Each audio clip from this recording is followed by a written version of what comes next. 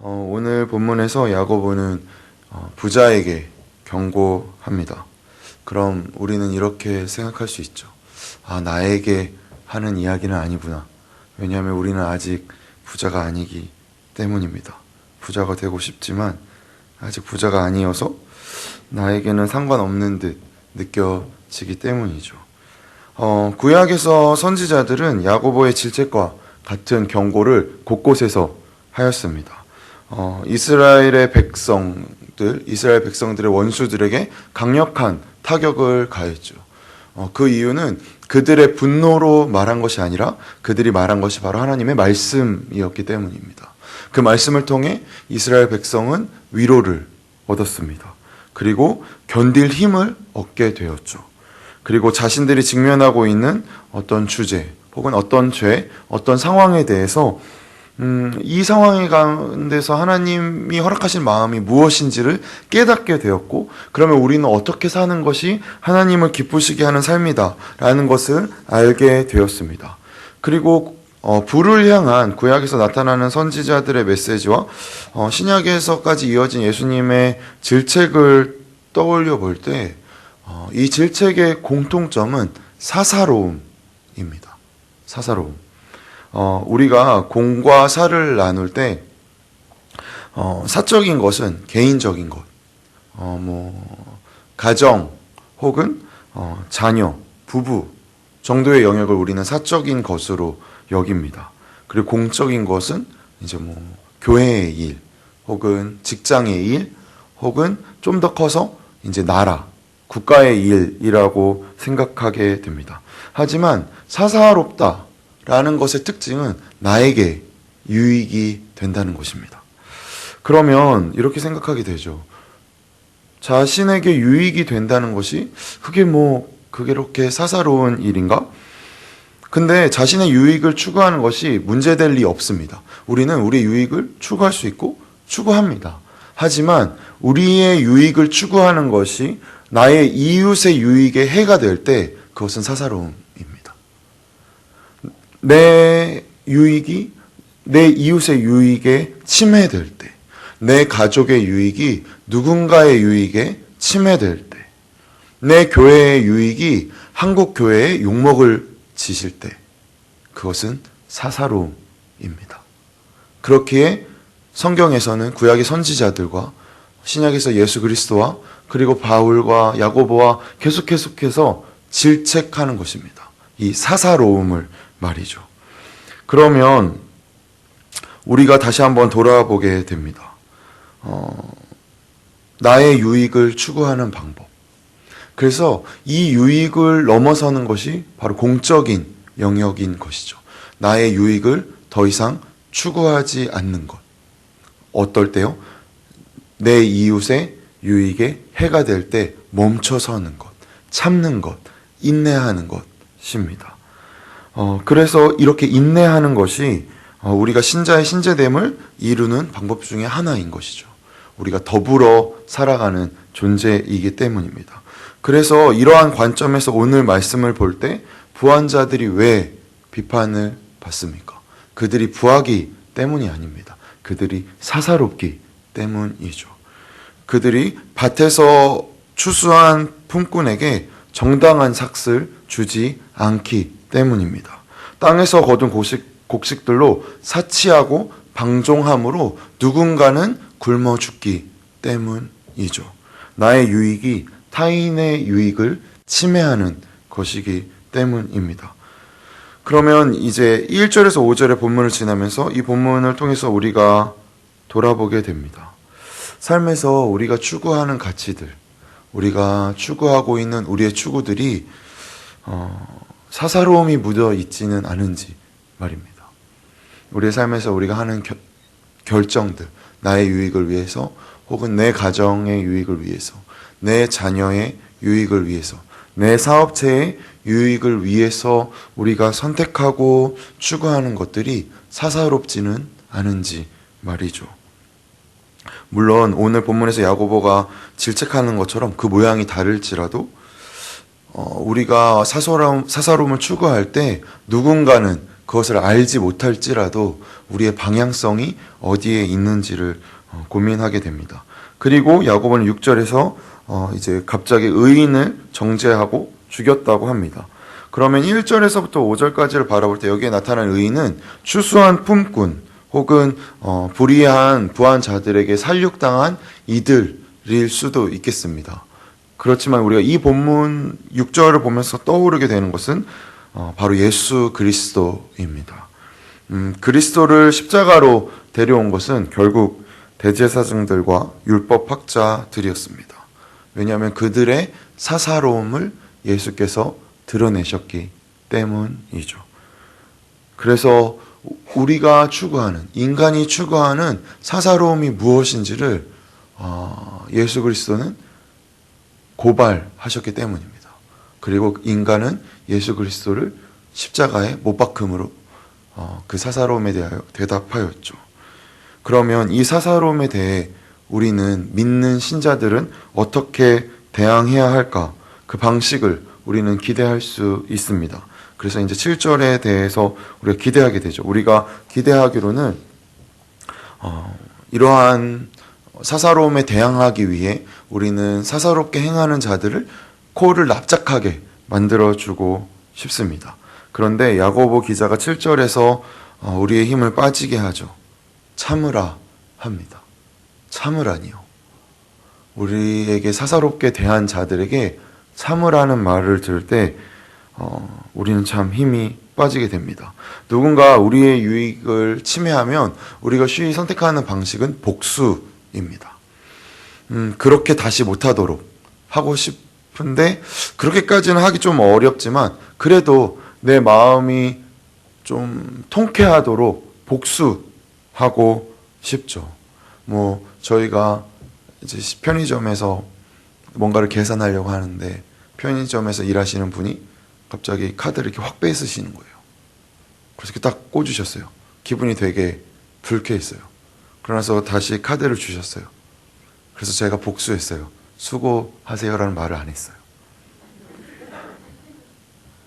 사사로움에 대한 복수. 뭔가 통쾌하고 싶은 우리의 마음. 그런데 기억하듯 복수는 또 다른 복수를 불러올 뿐이죠. 그래서 야고보 기자의 말을 기억하게 되는 것입니다. 세상이 왜 교회를 비판합니까? 세상이 왜 예수 그리스도를 욕하고 그를 비난하고 그에 대해서 여전히 곡해하고 있습니까? 왜 그럴까요? 복수하지 않기 때문입니다. 우리는 그들에게 보복하지 않기 때문이죠. 그래서 그들은 끊임없이 우리를 욕하는 겁니다. 물론 교회가 욕먹을 짓을 하죠. 하지만 여전히 예수 그리스도의 이름이 오르락내리락 함에도 불구하고 교회의 이름이 오르락내리락 불구함에도 우리가 그들에게 대하는 방식이 보복이지 않기 때문입니다. 그리스도께서 십자가에 못 박혀서 장세된 지 사흘 만에 죽은 자 가운데서 부활하셨습니다. 그리고 나서 예수님이 대제사장들에게 찾아가서 빌라도에게 찾아가서 요것들아 내가 이렇게 살아났다 하지 않으셨죠. 그게 그리스도의 방식입니다. 보복하지 않는 것, 복수하지 않는 것, 그저 내 삶을 살아가는 것. 마리아에게 나타나시고 제자들에게 나타나시고 예수님의 삶을 살아가시는 것. 에베소에 가는 제자들에게 야, 그 말씀 그런 뜻이었어 라고 말하시는 것. 보복의 방식이지 않으셨습니다. 그래서 우리에게 위로가 되는 것이죠. 세상의 방법과 다르기 때문입니다. 강한 것을 더 강한 것으로 누르는 방식이 아니기 때문이죠. 오늘 야고보가 우리에게 이야기합니다. 기다리라, 인내하라, 참으라, 농부의 때를 기억하라. 그러면 우리가 어떻게 인내해야 되는지를 야고보는 8절에서 이렇게 이야기합니다. 우리의 마음을 지켜야 합니다. 우리가 왜 우리의 마음을 지켜야 합니까? 우리는 그리스도께서 다시 오신다는 것을 알기 때문입니다. 우리만이 세상의 끝을 아는 자들이기 때문입니다. 우리만이 내일이 없을 것처럼 복수하는 자들에게 내일이 어떤 일이 일어날지 알기 때문에 복수로 대답하지 않을 수 있기 때문입니다. 그리고 나서 두 번째 방법을 이야기합니다. 9절입니다. 공동체를 지키는 것입니다. 공동체를 어떻게 지키는 거죠? 서로 원망하지 않는 것입니다. 인내하라는 명령은 인내하지 못하는 시험이 있는 상황에서만 주어지게 됩니다. 인내하지 못하게 되는 시험 가운데 우리가 쉽사리 올라오는 것은 조바심이죠. 그런데 서두르며 조바심을 내는 것은 교만의 또 다른 모습임을 우리는 기억해야 합니다. 하나님보다 내가 더 잘 안다는, 그래서 내가 그렇게 이루어질 것이라고 상상하는 인간의 오만인 것이죠. 그래서 우리가 선택하는 인내의 방식은 서로 원망하지 않는 것입니다. 내가 원하는 그림대로 이루어지지 않을 수도 있다는 것을 인정하고 기대하며 소망하며 하나님의 일하심은 무엇일지 나의 기대와 소망을 나의 상상에 맡기는 것이 아니라 하나님의 일하심에 맡기는 것입니다. 그래서 인내할 수 있는 것이죠. 내 계획보다 그분의 계획이 크시니까요. 내 계획보다 그분이 이루어 가시는 방법이 옳기 때문입니다. 그래서 서로 원망하지 않음으로 공동체를 지키는 것, 이것이 사사로움을 뛰어넘는 방법입니다. 나의 유익 앞에서 멈춰 서는 것, 그리스도를 생각하는 것, 이것이 신자가 행할 대답인 것입니다. 그리고 나서 이제 11절에 나타나는 복을 보게 됩니다. 11절에 나타나는 복은 우리가 소위 느끼듯 행복한 것이 아닙니다. 행복은 우리의 감정 상태를 나타내기 때문이죠. 행복은 우리의 충분한 만족함을 의미합니다. 하지만 여기서 누리는 만족은 우리의 채워짐이 아닙니다. 하나님과 우리와의 관계를 의미하죠. 그렇기에 우리가 이 관계를 돌아볼 때 우리가 없는 자이나 다 가진 자입니다. 우리가 약하나 강한 자인 것이죠. 그래서 우리가 오래 참는 용기를 가질 수 있는 것입니다. 우리가 하나님의 자녀이기 때문입니다. 그분이 이러한 시련을 통해 우리가 주어진 대로 우리의 삶으로 끝나는 것이 아니라 그분의 자녀답게 이끌어 가시고 내가 너를 그렇게 짓지 않았다. 그래서 우리 각자 각 사람 한 사람에게 여러 가지의 모습의 시련을 허락하시는 이유인 것이죠. 왜 그렇죠? 각자가 그 승리를 쟁취하여야 되기 때문입니다. 각자가 하나님의 자녀의 자리에 부르심을 받았기 때문인 것이죠. 그래서 욥의 순종을 기억하게 됩니다. 욥의 순종은 아무 의심 없이 따라가는 순종이 아니었습니다. 고군분투하며 의심을 가졌고 때때로 반항하기도 했죠. 그러나 믿음의 불꽃이 그의 마음 가운데서 꺼진 적이 없었음을 우리는 기억해야 합니다. 야고보는 1장을 시작하며 우리에게 이렇게 이야기했습니다. 1장 2절에서 4절에서 이렇게 이야기합니다. 내 형제들아, 너희가 여러 가지 시험을 당하거든 온전히 기쁘게 여기라. 이는 너희의 믿음의 시련이 인내를 만들어내는 줄 너희가 알미라. 인내를 온전히 이루라. 이는 너희로 온전하고 구비하여 조금도 부족함이 없게 하려 함이라. 아멘이십니까? 우리로 온전하고 구비하여 조금도 부족함이 없게 하기 위함이라고 이야기하였습니다. 이것이 무엇이죠? 하나님의 자녀가답게 살아내자 라는 것입니다. 우리가 하나님의 자녀이기에 고난 중에 인내할 수 있는 것이고 그것이 우리에게 복인 것입니다. 우리가 하나님의 자녀입니다. 그래서 우리는 보복하지 않습니다. 그래서 우리는 사사로움에 대하여 더 큰 사사로움으로 대답하지 않습니다. 우리는 참습니다. 우리는 여유 있는 미소를 가져야 합니다. 누군가 나에게 자신의 사사로움을 추구해서 내가 너무 손해보는 것 같고 내 마음이 너무 속상할 때 잠시 생각하는 것입니다. 그리스도를요. 그리고 그렇지. 하나님이 나를 이렇게 만들지 않으셨지.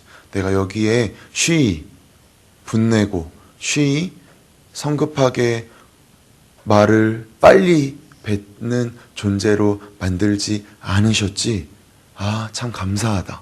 그리고 웃게 되는 것입니다.